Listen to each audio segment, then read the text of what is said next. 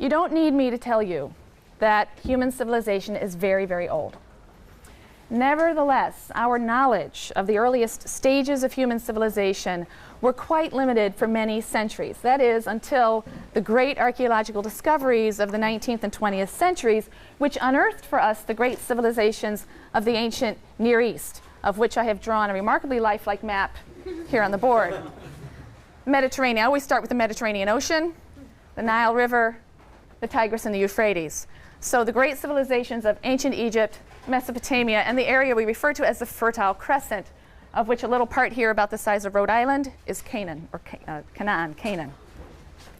And archaeologists in the 19th and 20th centuries were stunned to find the ruins and the records of remarkable peoples and cultures, massive, complex empires in some cases, but some of which had completely disappeared from human memory. Their newly uncovered languages had been long forgotten. Their rich literary and legal texts were now undecipherable. That soon changed.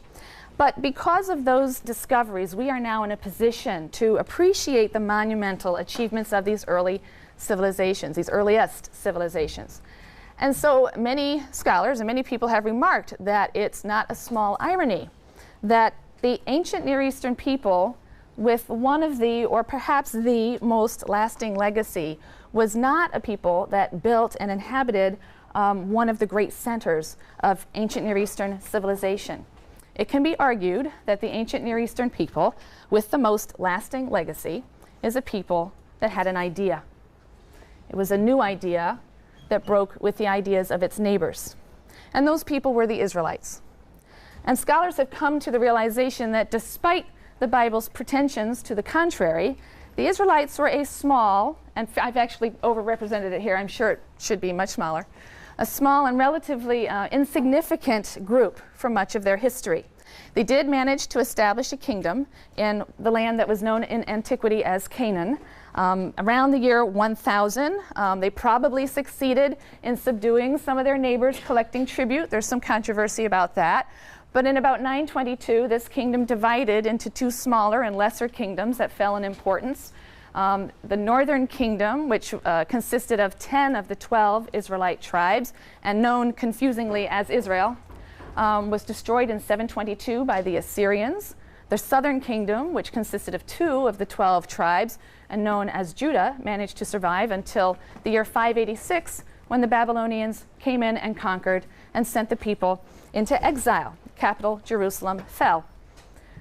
Conquest and exile were events that normally would spell the end of a particular ethnic national group, particularly in antiquity. Conquered peoples would trade their defeated God for the victorious God of their conquerors, and eventually there would be cultural and religious assimilation, intermarriage, that people would disappear as a distinctive entity. And in fact, that is what happened to the 10 tribes of the northern kingdom to a large degree. They were lost to history. This did not happen to those members of the nation of Israel who lived in the southern kingdom, Judah. Despite the demise of their national political base in 586, the Israelites alone, really, among the many peoples who have figured in ancient Near Eastern history, the Sumerians, the Akkadians, the Babylonians, the Hittites, the Phoenicians, the Hurrians, the Canaanites, they emerged after the death of their state, producing a community and a culture that can be traced through various twists and turns and vicissitudes of history right down into the modern period. That's a pretty unique claim. And they carried with them the idea and the traditions that laid the foundation for the major religions of the Western world: Judaism, Christianity, and Islam. So what is this radical new idea that shaped a culture and enabled its survival into later antiquity and really right into the present day in some form? Well, the conception of the universe that was widespread among ancient peoples is one that you're probably familiar with. People regarded the various natural forces as imbued with divine power, as in some sense divinities themselves. The earth was a divinity, the sky was a divinity, the water was a divinity, had divine power. In other words, the gods were identical with or immanent in the forces of nature. There were many gods, no one single god was therefore all-powerful. There is very, very good evidence to suggest that ancient Israelites by and large, shared this worldview. They participated at the very earliest stages in the wider religious and cultic culture of the ancient Near East. However, over the course of time, some ancient Israelites, not all at once and not unanimously, broke with this view and articulated a different view, that there was one divine power, one God, but much more important than number was the fact that this God was outside of and above nature. This God was not identified with nature. He transcended nature. And he wasn't known through nature or natural phenomena. He was known through history, events, and a particular relationship with humankind. And that idea, which seems simple at first and not so very revolutionary, we will see that's an idea that affected every aspect of Israelite culture, and in ways that will become clear as we move through the course and learn more about biblical religion and biblical views of history.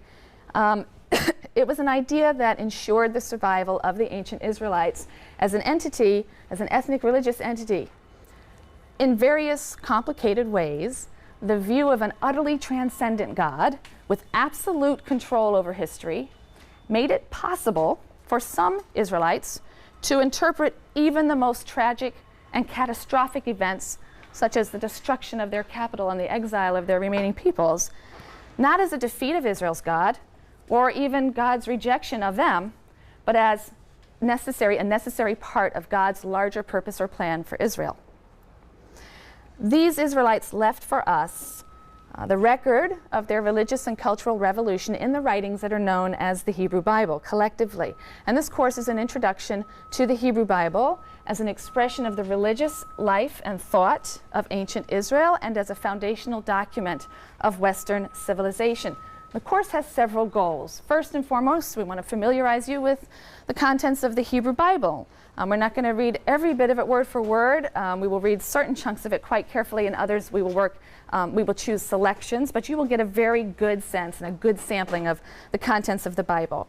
A second goal is to introduce you to a number of approaches to the study of the Bible, different methodological approaches that have been advanced by modern scholars, but some of which are in fact quite old.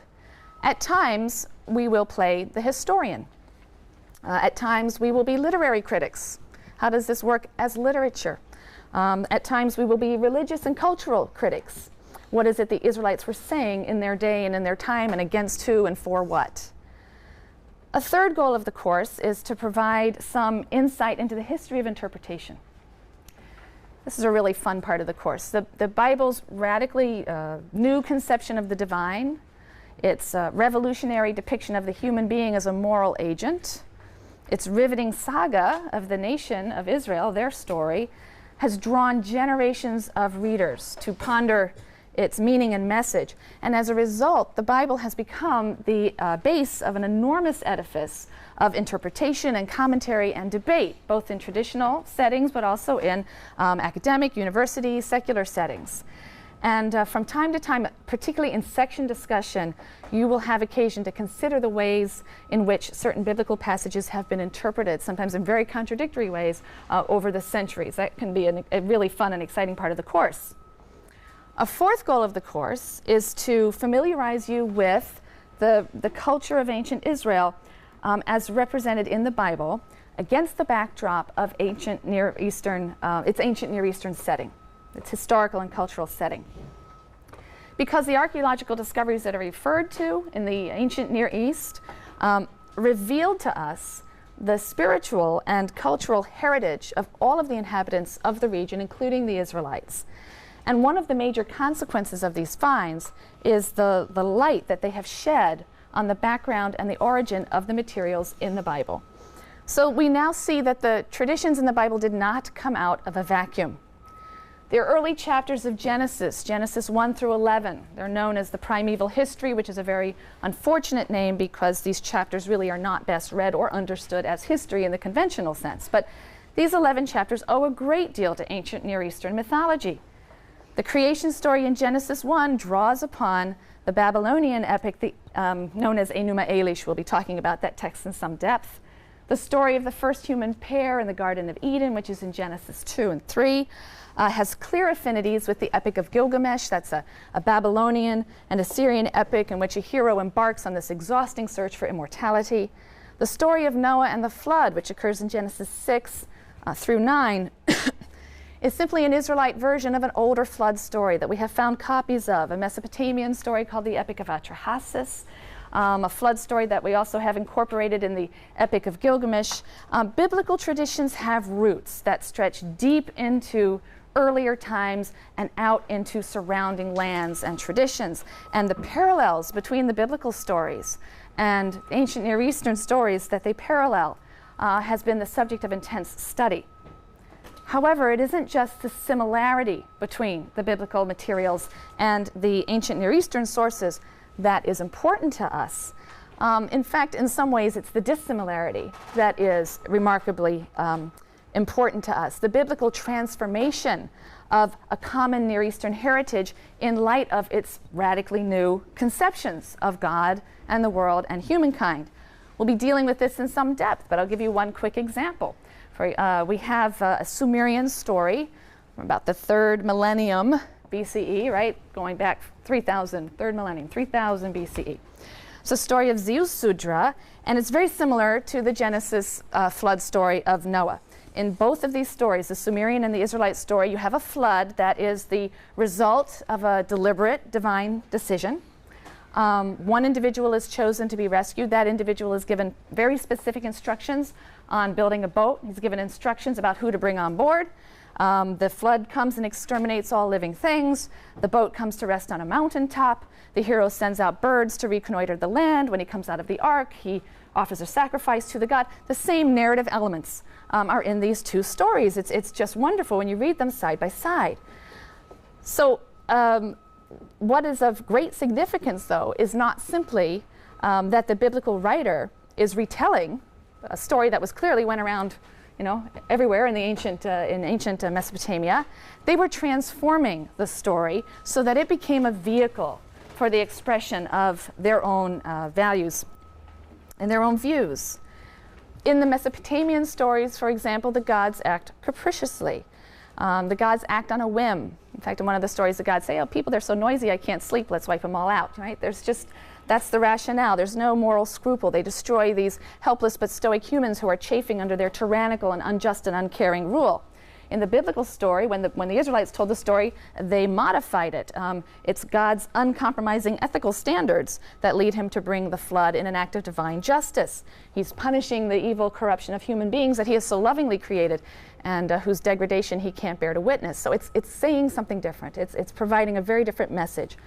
So when we compare the Bible with the literature of the ancient Near East, we'll see not only the incredible cultural and literary heritage that was obviously common to them, but we'll see the ideological gulf that separated them, and we'll see how biblical writers so beautifully and cleverly manipulated and used these stories, as I said, as a vehicle for the expression of a radically new idea.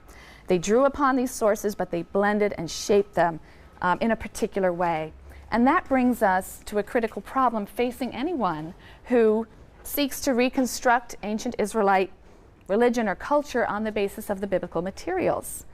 That problem is the conflicting perspective between the final editors of the text and some of the older sources that are incorporated into the Bible, some of the older sources that they were obviously drawing on. Those who were responsible for the final editing, the final forms of the texts, had a decidedly monotheistic perspective, ethical monotheistic perspective. And they attempted to impose that perspective on their older source materials. And for the most part, they were successful, but at times the result of their effort is a deeply conflicted, deeply ambiguous text. And again, that's going to be one of the most fun things for you as readers of this text, if you're alert to it, if you're ready to listen to the cacophony of voices that are within the text. In many respects, the Bible represents or expresses a basic discontent with the larger cultural milieu in which it was produced. And that's interesting for us because a lot of modern people have a tendency to think of the Bible as an emblem of conservatism, right? We tend to think of this as an old fuddy-duddy document. It's outdated, has outdated ideas. And I think the challenge of this course is that you read the Bible with fresh eyes so that you can appreciate it for what it was, and in many ways what it continues to be, a revolutionary cultural critique. We can read the Bible with fresh and appreciative eyes only if we first acknowledge and set aside some of our presuppositions about the Bible. It's really impossible, in fact, that you not have some opinions about this work, because it's an intimate part of our culture. So even if you've never opened it or read it yourselves, I bet you can cite me a line or two, an eye for an eye, a tooth for a tooth, and I bet you don't really know what it means. The poor will always be with you. I'm sure you don't really know what that means. These are things and phrases that we hear, and they create within us a certain impression of the biblical text and how it functions. Verses are quoted, they're alluded to, whether to be championed and valorized or whether to be lampooned and pilloried, but we can feel that we have a rough idea of the Bible and a rough idea of its outlook, when in fact what we really have are popular misconceptions that come from the way in which the Bible's been used or misused. Most of our cherished presuppositions about the Bible are based on astonishing claims that others have made on behalf of the Bible, claims that the Bible has not made on behalf of itself. So before we proceed, I need to ask you to set aside, for the purposes of this course, some of the more common myths about the Bible. I have a little list here for you. The first is the idea that the Bible's a book. It's not a book. We'll get rid of that one. Okay, the Bible is not a book, with all that implies, that it has a uniform style and a message and a single author, the sorts of things we think of when we think in a conventional sense of the word book. It's a library, right? It's an anthology of writings or books written and edited over an extensive period of time by people in very different situations, responding to very different issues and stimuli, some political, some historical, some philosophical, some religious, some moral. There are many types or genres of material in the Bible. There's narratives, wonderful narrative stories. There's all kinds of law. There are cultic and ritual texts that prescribe how some ceremony is supposed to be performed. There are records of the messages of prophets. There's lyric poetry. There's love poetry. There are proverbs. There are psalms of thanksgiving and lament. So there's a tremendous variety of material in this library. And it follows from the fact that it's not a book, but an anthology of diverse works, that it's not an ideological monolith. And this is something a lot of students struggle with. Each book or strand of tradition within a book, within the biblical collection, sounds its own distinctive note in the symphony of reflection that is the Bible. Genesis is concerned to account for the origin of things and wrestles with the existence of evil, the existence of idolatry, and suffering in a world that's created by a good God. The priestly texts in Leviticus and Numbers emphasize the sanctity of all life and the ideal of holiness and ethical and ritual purity. There are odes to human reason and learning and endeavor in the wisdom book of Proverbs.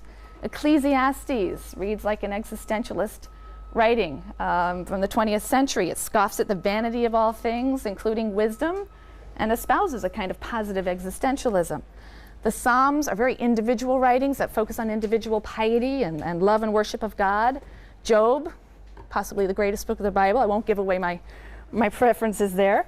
Challenges conventional religious piety and arrives at the bittersweet conclusion that there is no justice in this world or any other, but that nonetheless we're not excused from the thankless and perhaps ultimately meaningless task of righteous living. One of the most wonderful and fortuitous facts of history is that later Jewish communities chose to put all this stuff in this collection we call the Bible. They chose to include all of these dissonant voices together. They didn't strive to reconcile the conflicts, nor should we. They didn't, we shouldn't. Each book, each writer, each voice reflects another thread in the rich tapestry of human experience, human response to life and its puzzles, human reflection on the sublime and the depraved. And that leads me to my second point, which is that biblical narratives are not pious parables about saints, okay? Not pious tales. They're psychologically real literature about very real and realistic people and life situations. They're not stories about pious people whose actions are always exemplary and whose lives should be models for our own, despite what Sunday school curricula will often turn them into, right? And despite what they would have us believe.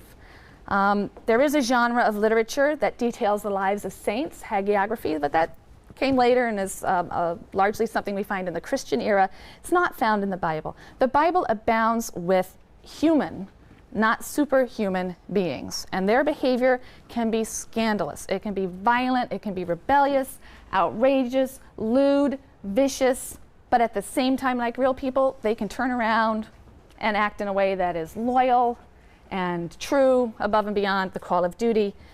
They can change, they can grow. But it's interesting to me that there are many people who, when they open the Bible for the first time, they close it in shock and disgust. Jacob is a deceiver. Joseph is an arrogant, spoiled brat. Judah reneges on his obligations to his daughter-in-law and goes off and sleeps with a prostitute. Who are these people? Why are they in the Bible? And the shock comes from the expectation that the heroes of the Bible are somehow being held up as perfect people. That's just not a claim that's made by the Bible itself. So biblical characters are real people with real, compelling moral conflicts and ambitions and desires, and they can act short-sightedly and selfishly, but they can also, like real people, learn and grow and change. And if we work too hard and too quickly to vindicate biblical characters just because they're in the Bible, then we miss all the good stuff. We miss all of the moral sophistication, the deep psychological insights that have made these stories of such timeless interest. So read it like you would read any good book with a really good author who knows how to make some really interesting characters. Thirdly, the Bible's not for children. I have a 12-year-old and 8-year-old. I won't let him read it. I won't let it read it. Those Bible stories for children books, they scare me. They really scare me. It's not suitable for children. The subject matter in the Bible is very adult, particularly the narrative texts. There are episodes of treachery and incest and murder and rape, and the Bible is not for naive optimists. It's hard-hitting stuff, and it speaks to those who are courageous enough to acknowledge that life is rife with pain and conflict, just as it's filled with compassion and joy. It's not for children in another sense. Like any literary masterpiece, the Bible is characterized by a sophistication of structure and style and an artistry of theme and metaphor. And believe me, that's lost on adult readers quite often. It makes its readers work. The Bible doesn't moralize, or rarely moralizes. It explores moral issues and situations, puts people in moral issues and situations. The conclusions have to be drawn by the reader. There are also all kinds of paradoxes and subtle puns and ironies. And in section where you'll be doing a lot of your close reading work, those are some of the things that will be drawn to your attention. You'll really begin to appreciate them in time. The fourth myth we want to get rid of. The Bible is not a book of theology. It's not a catechism or a book of systematic theology. It's not a manual of religion. Despite the fact that at a much later time, very complex systems of theology are going to be spun from particular interpretations of biblical passages. You know, there's nothing in the Bible that really corresponds to prevailing modern Western notions of religion, what we call religion. And indeed, there's no word for religion in the language of biblical Hebrew. There just isn't a word religion. With the rise of Christianity, Western religion came to be defined, to a large degree, by the confession of or the intellectual assent to certain doctrinal points of belief. Religion became defined primarily as a set of beliefs, a catechism of beliefs or truths that required your assent, what I think of as the catechism kind of notion of religion. That's entirely alien to the world of the Bible. It's clear that in biblical times and in the ancient Near East generally, religion wasn't a set of doctrines that you ascribed to. Right? To become an Israelite, later on a Jew, the word Jew isn't something we can really historically use until about this time. So most of our period we're going to be talking about the ancient Israelites. To become an Israelite, you simply joined the Israelite community. You lived in Israelite life, you died in Israelite death, you obeyed Israelite law and custom, you revered Israelite lore, you entered into the historical community of Israel by accepting that their fate and yours should be the same. It was sort of a process of naturalization, what we think of today as naturalization. So the Hebrew Bible just isn't a theological textbook. It contains a lot of narratives, and its narrative materials are an account of the odyssey of a people, the nation of Israel. They're not an account of the divine, which is what theology means, an account of the divine. However, having said this, I should add that although the Bible doesn't contain formal statements of religious belief or systematic theology, it treats issues, many moral issues and some existential issues, that are central to the later discipline of theology, but it treats them very differently. Its treatment of these issues is indirect, it's implicit. It uses the language of story and song and poetry and paradox and metaphor. It uses a language and a style that's very far from the language and style of later philosophy and abstract theology. Finally, on our myth count, I would point out, well, I don't really need to cross this out. This is something to discuss. I would point out that the Bible was formulated and assembled and edited and modified and censored and transmitted, first orally and then in writing, by human beings. The Bible itself doesn't claim to have been written by God. That belief is a religious doctrine of a much later age, and even then one wonders how literally it was meant. It's interesting to go back and look at some of the earliest claims about the origin of the biblical text. Similarly, the so-called 5 books of Moses, Genesis, Exodus, Leviticus, Numbers, Deuteronomy, the first 5 books we call the Pentateuch of Moses, nowhere claim to have been written in their entirety by Moses. That's not something they say themselves. Some laws in Exodus, the Book of the Covenant, a few things, yes, it says Moses wrote those down, but not the whole 5 books that traditions later will ascribe to him. The Bible clearly had many contributors over many centuries, and the individual styles and concerns of those writers, their political and religious motivations, betray themselves frequently. I leave aside here the question of divine inspiration, which is an article of faith in many biblical religions. It's no doubt an article of faith for people in this very room. But there is no basic incompatibility between believing on faith in the divine inspiration of the Bible and acknowledging the role that human beings have played in the actual formulation and editing and transmission and preservation of that same Bible.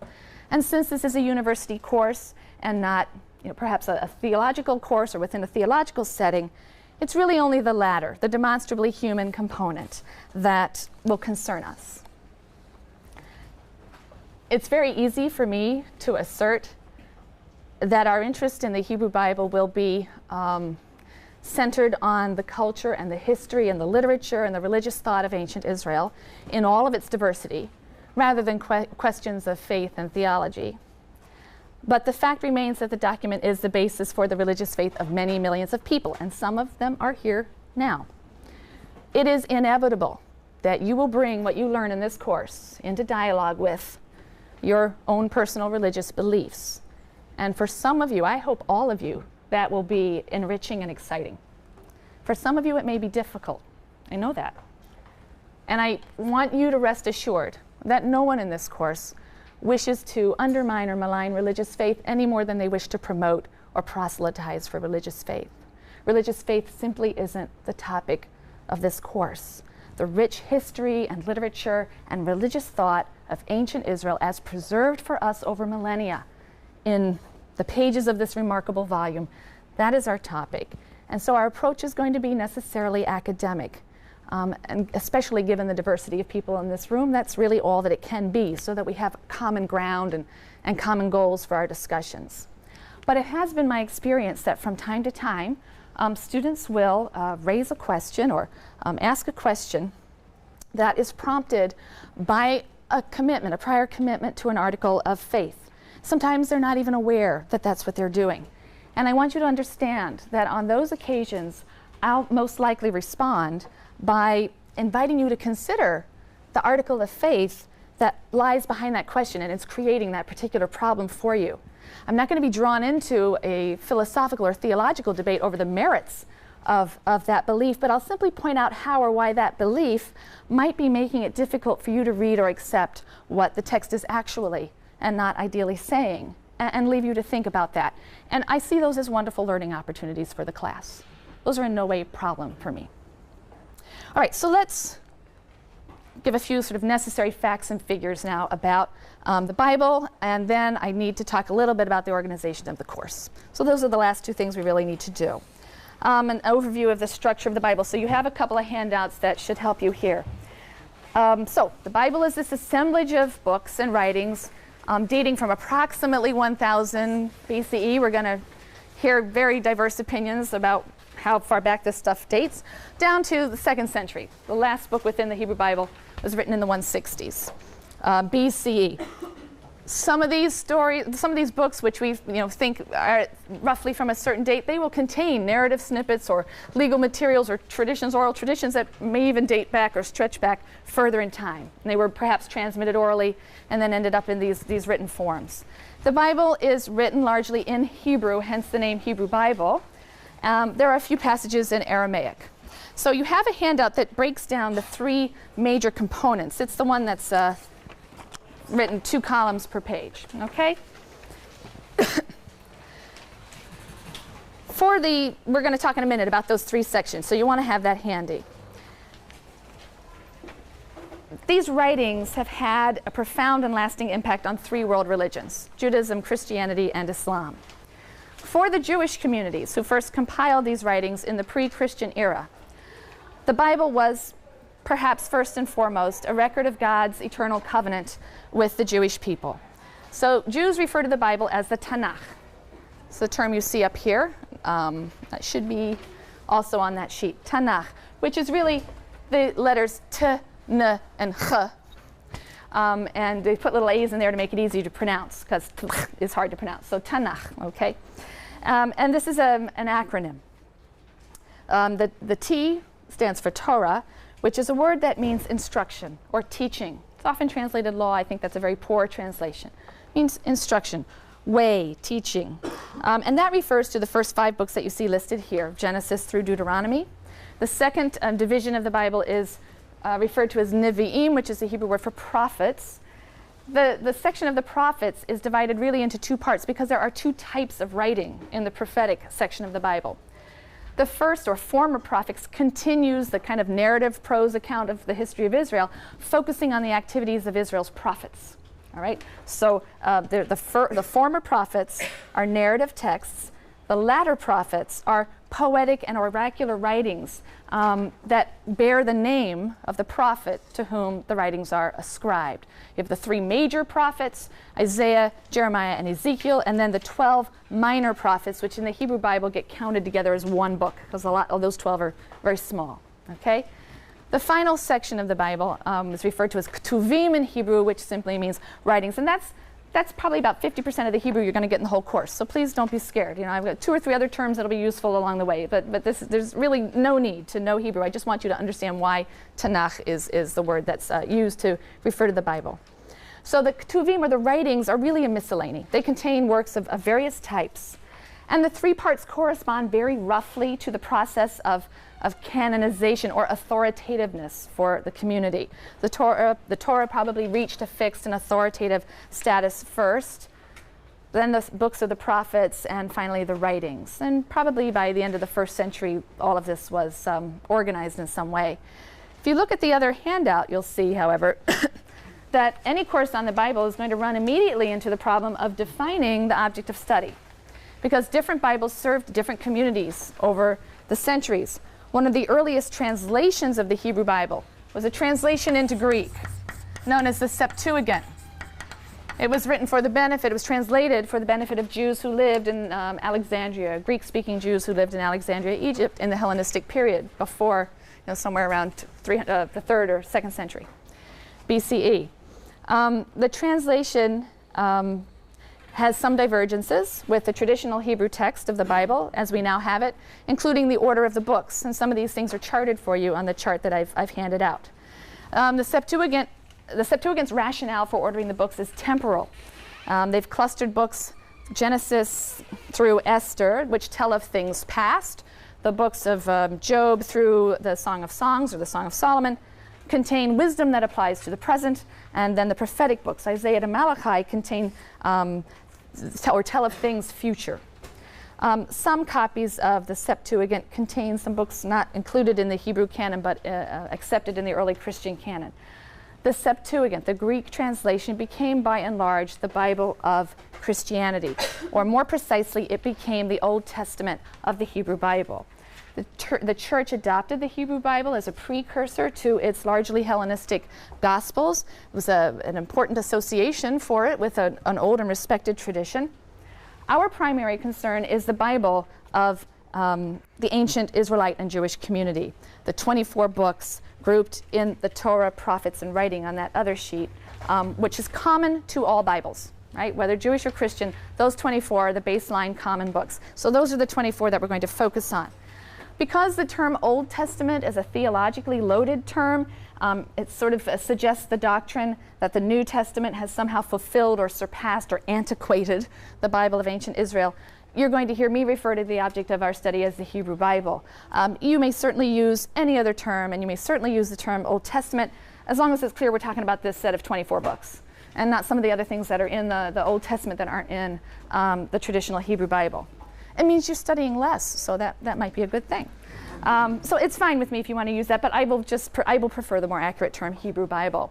Also, while we're on terminology, you'll notice that I use BCE to refer to the period before 0, and CE to refer to the period after 0, the Common Era, and before the Common Era. And on a lot of your secondary readings and writings, they'll be using the same thing.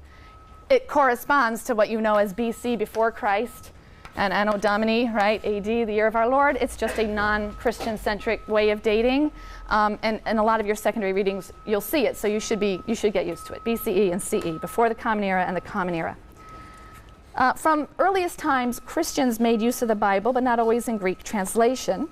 And the Christian Old Testament contains some material not in the Hebrew Bible, as I've mentioned. And some of these works are referred to as the Apocrypha, so you will have heard that term. These are writings that were composed somewhere around here, sort of 200 BCE to 100 CE. They were widely used by Jews of the period. They simply weren't considered to be of the same status of the 24 books. I'm glad they pick up the garbage at 11:10 on Wednesday mornings. But they did become part of the canon of Catholic Christianity, and in the 16th century their canonical status was confirmed for the Catholic Church. With the Renaissance and the Reformation, some Christians became interested in Hebrew versions of the Bible. They wanted to look at the Hebrew and not the Greek translation from the Hebrew. The Protestant Church denied canonical status to the books of the Apocrypha. They said they were important for pious instruction, but excluded them from their canon. There are also some works you may know of referred to as the pseudepigrapha. We'll talk about some of these things in a little more detail later. From roughly the same period, tend to be a little more apocalyptic in nature. And they were never part of the Jewish or the Catholic canon, but there are some Eastern Christian groups that have accepted them in their canon. The point I'm trying to make is that there are very many sacred canons out there that are cherished by very many religious communities, and they're all designated Bibles. So again, we're focusing on that core set of 24 books that are common to all Bibles everywhere, the 24 books of what would in fact be the Jewish Tanakh. Not only has there been variety regarding the scope of the biblical canon in different communities, but there's been some fluidity in the actual text itself. We don't, of course, have any original copies of these materials as they came off the pen of whoever it was who was writing them. And in fact, before the middle of the 20th century, our oldest manuscripts, fragments and manuscripts of the Bible dated to the year 900. That's an awful long distance, right, from the events they're talking about. And you got to think about that, right? You got to think about that and what it means and how were they transmitted and preserved without the means of technology, obviously, that we have today. And what was so exciting in the middle of the 20th century was the discovery of the Dead Sea Scrolls. I'm sure that you've heard of them. They brought about a dramatic change in the state of our knowledge of the Hebrew our Hebrew manuscript evidence.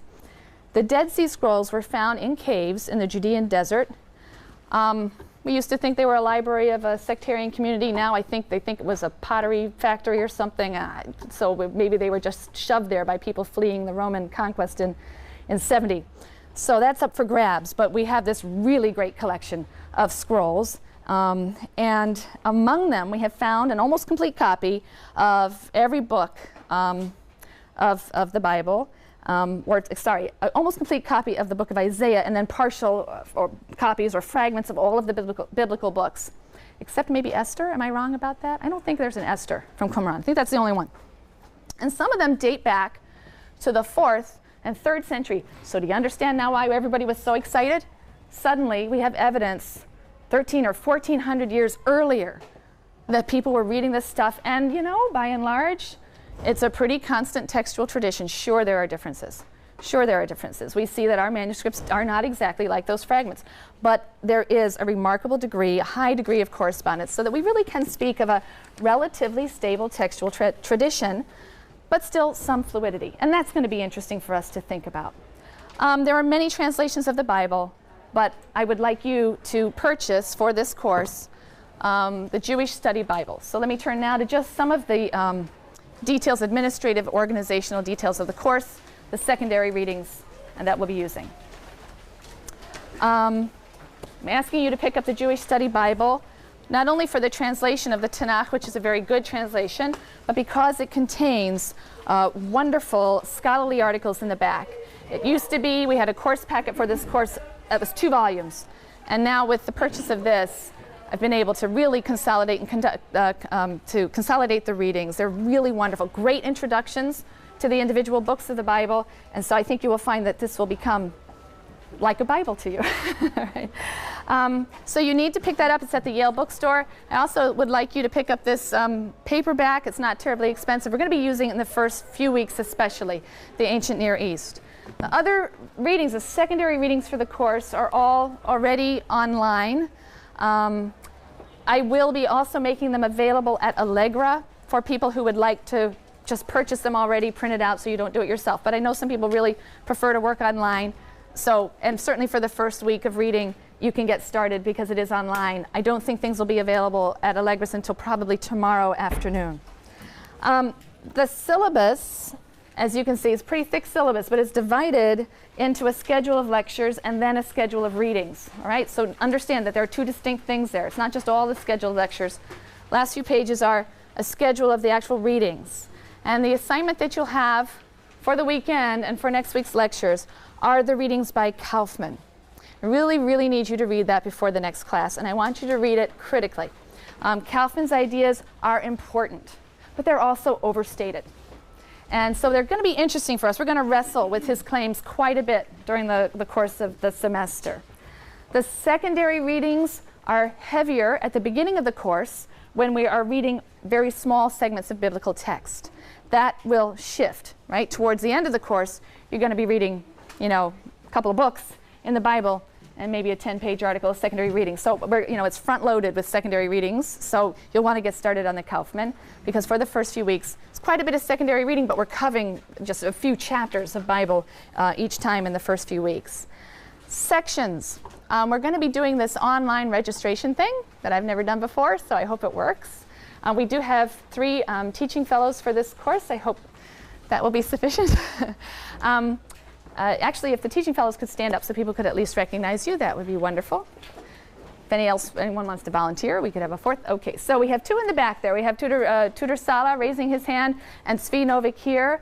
They will be running regular discussion sections. And then Christine Garraway will be running a writing requirement section. I don't think that was listed in the blue book, but it should have been listed online, that it is possible to fulfill your writing skills requirement through this course. So Christine will be running that.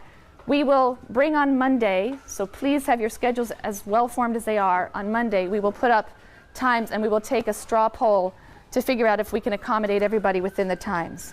One more extremely important announcement. It's on your syllabus, but I want to underline it even more than it is already underlined and bold-faced. I want to underline the importance of the section discussions in this course. In fact, it's really wrong to call them section discussions. It sounds like you're discussing the lectures and the readings, and you're really not. The section discussions are a complement to the lectures. What I mean is, this is an awfully big thing to spend just one semester studying, and I can't do it all. And in my lectures, I'll be trying to set broad themes and patterns and describe what's going on. But I want you to have the experience of actually sitting and reading chunks of text and struggling with that and understanding the history of interpretation of passages and how so many important things have happened historically because of people's efforts to understand this text. So in sections, a large part of the focus in section will be on specific passages, reading and struggling with the text, the kind of thing I can't do in lecture. This is important because your final paper assignment will be an exercise in exegesis and interpretation. The skills that you will need for that paper, I'm fairly certain, are not things that you would have acquired in high school, and if we have some upperclassmen, I don't know, but maybe not even some upperclassmen will have acquired here yet. Exegesis is a very particular kind of skill, and the teaching fellows will be introducing you to methods of exegesis. So it's really a training ground for the final paper. And we have found that people don't succeed in the course in the final paper without the training they get in section discussion, which is why section participation is worth 10% of your grade. However, if there are repeated unexcused absences, there'll be an adjustment in the grade calculation, and it will be worth 20 to 25% of your grade. And it will be a negative grade also. And believe me, this is a favor to you. It is definitely a favor to you. The sections are critically important in this course. Okay, so if you have any questions, I can hang around for a few minutes. But thank you for coming. We'll see you Monday.